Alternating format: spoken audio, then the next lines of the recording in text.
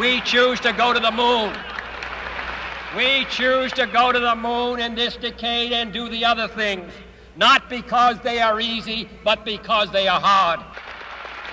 On July 16, 1969, that dream became a reality. 1, 0, all engine running. Liftoff.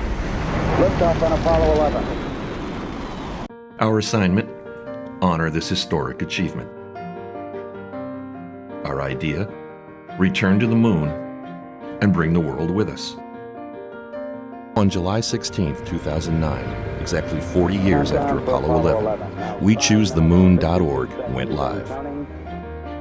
Visitors to the site climbed aboard for a real-time recreation of the 4-day mission.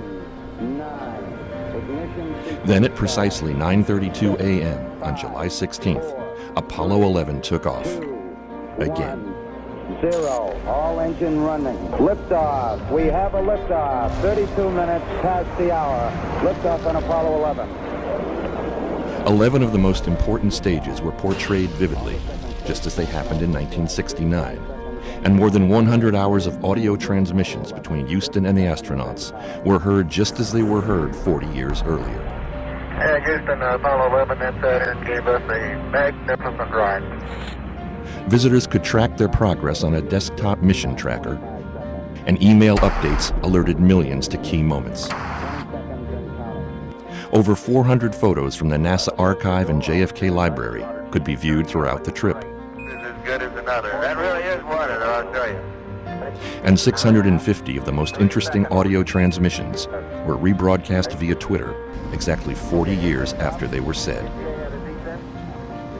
Until finally, just like in 1969, at exactly 4:17 p.m. on July 20th, 2009, Tranquility Base here. The Eagle has landed. the world landed on the moon.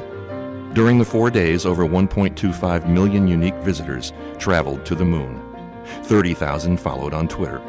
By the way, from the JFK Presidential Library is recreating every minute of the Apollo 11 mission. Media coverage generated over 160 million impressions worldwide, including live coverage on CNN. And the event was picked up in countless stories in newspapers, websites, and blogs. Since launch, the site has received 3.5 million visits and counting from 216 countries.